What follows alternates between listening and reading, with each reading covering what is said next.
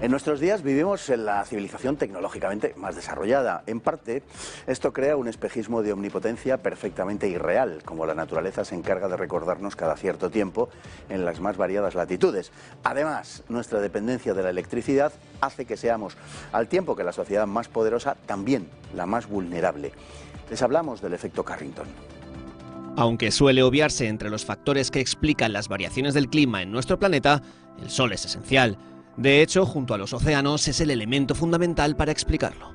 No es solo que la vida misma dependa de él, sino que sus alteraciones repercuten directamente en la Tierra. Esas alteraciones suceden de acuerdo a unas ciertas regularidades que llamamos ciclos solares, que se manifiestan a través de las manchas solares y que tienen un impacto directo en los periodos de sequías e inundaciones, así como en el ascenso y descenso de temperaturas. Los ciclos del Sol son de 11 años, en los que alcanza un máximo de actividad antes de volver a caer al mínimo. El último mínimo solar, según la NASA, acaeció en diciembre de 2019, por lo que habríamos entrado en un nuevo ciclo ascensional. Estaríamos así en el ciclo 25, ya que las mediciones se llevan haciendo desde 1755, si bien no se espera que este ciclo sea especialmente activo. Las erupciones solares arrojan material hacia la Tierra a gran velocidad, que impacta sobre la magnetosfera y produce tormentas de radiación solar y electromagnéticas, al tiempo que el campo magnético de la estrella se fortalece y debilita en función de su actividad. Cuando este cae a un punto más bajo, se invierten sus polos magnéticos y comienza un nuevo ciclo.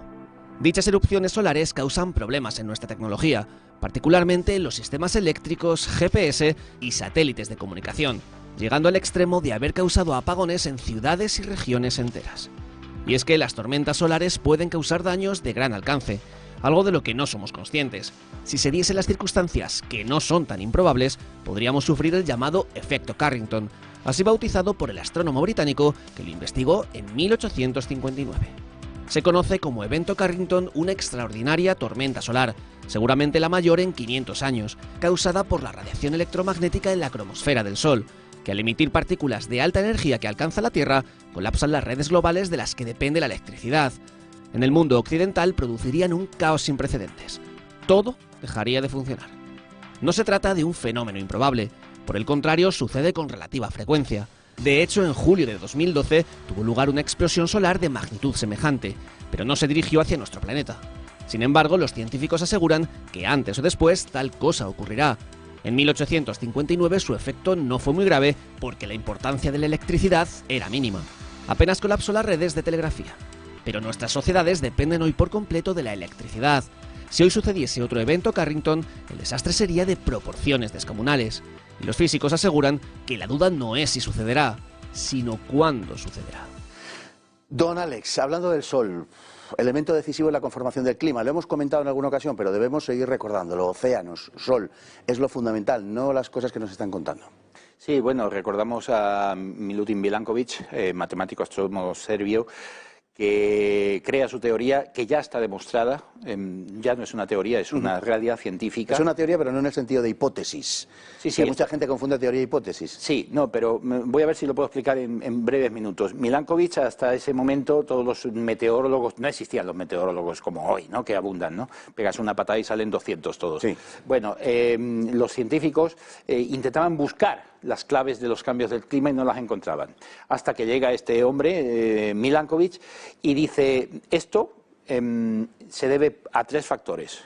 Uno, a la excentricidad de la órbita de la Tierra respecto al Sol, es decir, cuanto mayor excentricidad, menor inclinación del planeta y, por lo tanto, menos contraste entre las estaciones frías y calientes, y cuanto menor excentricidad, es decir, que si tú alargas la elipse, claro, la Tierra se aleja del Sol y por lo tanto recibe menos radiación solar, ¿no?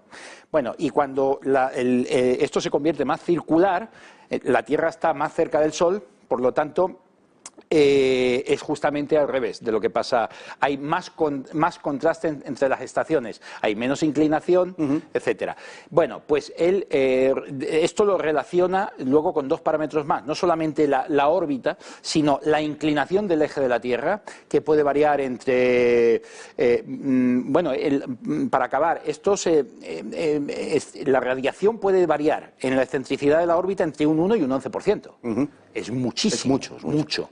Luego, en la inclinación estamos hablando de una serie de grados que se repiten cada 40.000 años. Entonces, esto también influye en la inclinación del eje.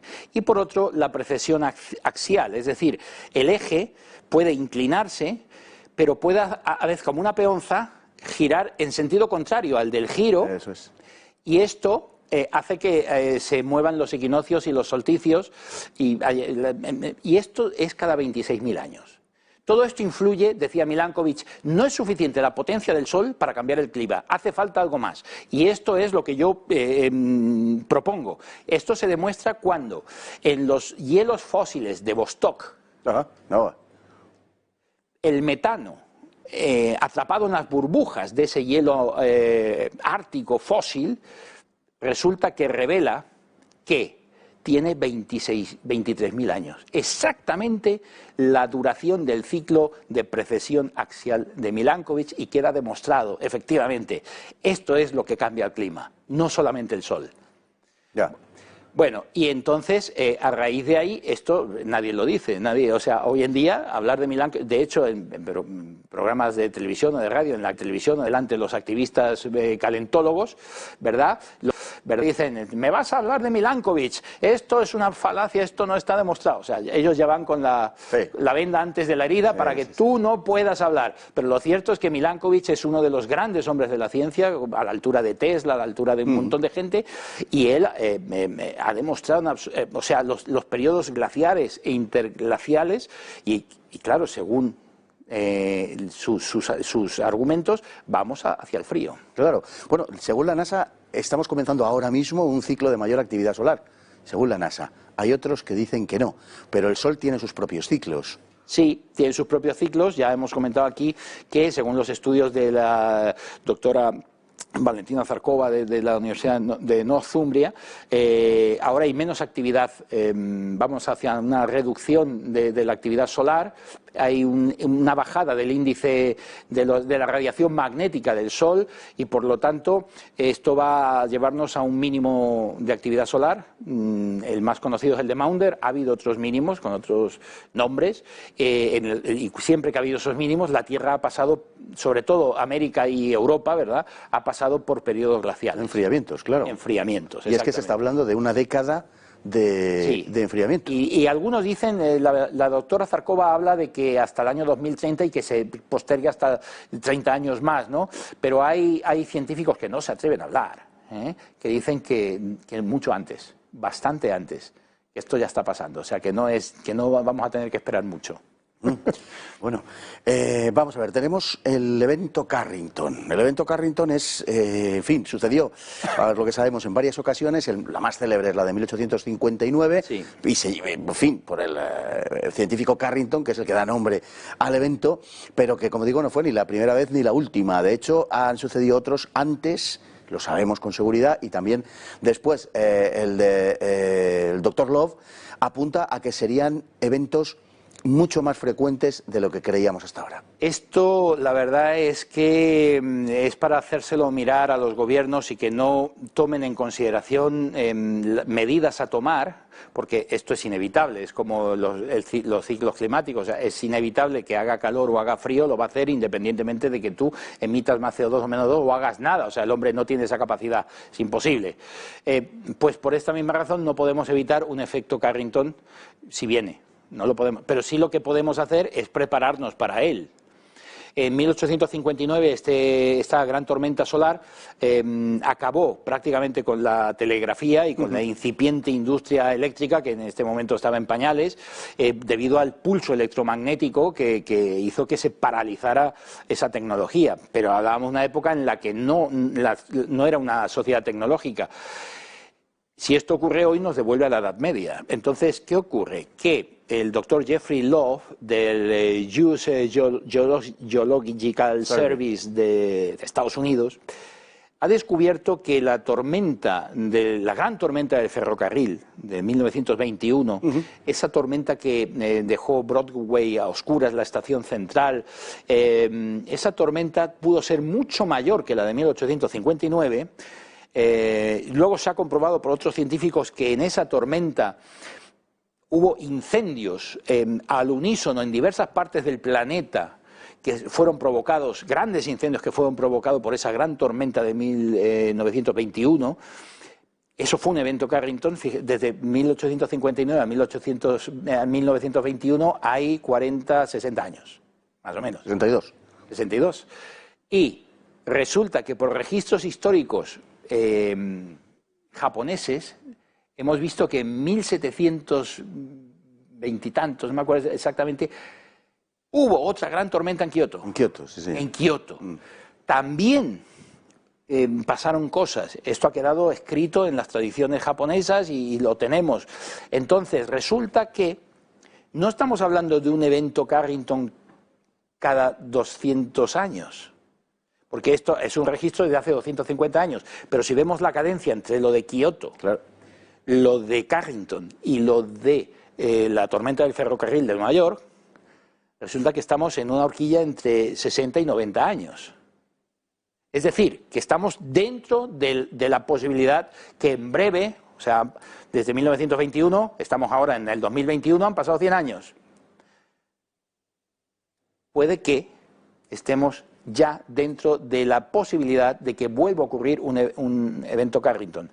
Hoy, o mañana, o dentro de 5 años, o dentro de 10, con una sociedad que depende de los satélites para todo, con unas comunicaciones aéreas que dependen de las líneas satelitales, con internet, con luz, con todo se mueve a través de la electricidad y de la electrónica. El pulso electromagnético de un evento Carrington de estas características volvería a la sociedad a la Edad Media. No funcionaría nada, nada absolutamente. Nosotros tendríamos complicadísimo, digo, en el mundo occidental, sobrevivir. Los países, Sí. las regiones menos desarrolladas, más dependientes de la agricultura, la ganadería, lo tendría más fácil, pero nosotros pasaríamos por una especie de escenario apocalíptico. Sí, exactamente. Sobrevivirían los aborígenes de la isla Sentinel del Norte, que estos nunca han tenido contacto con ninguna tecnología, y ahí seguirían ellos sin enterarse de nada. Sin enterarse de nada, y si viene algún barquito y tal que dicen que son caníbales, pues a comerse a los marineros, y ya está.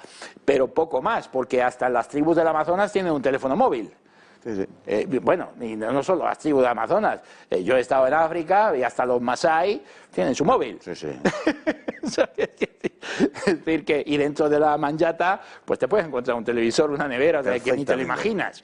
Entonces, quiero decir, esto sería una catástrofe y los gobiernos no solo no informan, supongo que para no alarmar, sino que se lo callan. Es decir, Protección Civil debería de tener en cuenta esto, debería de escuchar a los científicos, al doctor Love y a todos estos y decir, no eran arcos de 200 años. No, es que si contamos Kioto, contamos Carrington y contamos Nueva York, estamos dentro de los 100 años. Es decir, estos fenómenos nadie lo asegura, pero puede que se repitan cíclicamente cada siglo. Bueno, hay científicos que dicen que la cuestión no es si esto se va a repetir, sino cuándo se va a repetir. Sí, exacto. Porque aseguran que esto va a suceder. No queremos ser alarmistas en ningún caso, pero es que si esto sucediera, dada la absoluta dependencia tecnológica de nuestro mundo occidental, absoluta y completa, ni siquiera tendríamos la posibilidad de saber realmente qué ha pasado porque no podrían comunicárnoslo nadie. Exacto, sí. Lo sabríamos porque habría auroras boreales y australes en todo el planeta, no solamente en las partes más alejadas del Ecuador, sino en el propio Ecuador. Sí, pero ¿cómo un gobierno se comunica con sus ciudadanos? Claro. Es que es imposible, porque no funcionaría ni la radio. Por eso digo yo que nadie contempla un plan B, un plan de emergencia. Prepárate, igual que decíamos, el cambio climático es inevitable. Es decir, el hombre no va a poder evitarlo, no tiene esa capacidad, pero en vez de invertir todo este dinero en chiringuitos ideológicos, de que si el CO2, el metano y todas estas historias, invierte ese dinero, el capital, los impuestos de los ciudadanos, en prepararte para ese cambio, bien sea frío o calor. Invierte ese capital en eso, no lo dilapides. Pues con esto del evento Carrington pasa lo mismo. Si realmente estamos dentro de un ciclo, que nadie lo asegura tampoco, dentro de un ciclo de 100 años en los que puede haber otra tormenta solar de esas características, prepárate, que Protección Civil tenga los medios adecuados, pues igual que con la pandemia, ¿no? Bueno, en nuestro gobierno es mucho pedir, ¿no? Pero pues igual que en la pandemia, mascarillas, pantallas, EPIs, guantes, si hay las vacunas, jeringuillas, todo esto, pues prepárate si hay una tormenta solar y ten un plan B por si se cae la tecnología y nos devuelve al Pleistoceno, que tengamos la manera de comunicar. No vamos a poder sacar ni siquiera dinero del cajero. O sea, si ponen el dinero, si quitan el dinero metálico, como quieren hacer, ¿cómo pagas? No, sí. Los hospitales, ¿cómo operan los quirófanos? No, ¿y cómo sobrevives? Quiero decir que tú necesitas, una ciudad necesita conservar sus alimentos en unas determinadas condiciones, pero no van a funcionar esas neveras. Ni las neveras. Con lo cual, lo que dure la carne, pues, aunque sea sintética la de Bill Gates, pero lo que dure la carne que haya. No, es que es un escenario apocalíptico, pero estamos, o sea, no está probado, pero tenemos el antecedente de Kioto, repito, el de Carrington en 1859 y el de 1921. Y entre 60 y 90 años están diciendo los científicos que se ha repetido una tormenta solar de estas características, independientemente de que vayamos a frío o calor. Pero puede haber, y el pulso electromagnético lo apaga todo, es como una explosión nuclear. No funciona nada. Ni la señal de esta cadena de televisión, ni los móviles, nada, ni te puedes calentar con la caldera, nada. A todos a estufa de leña.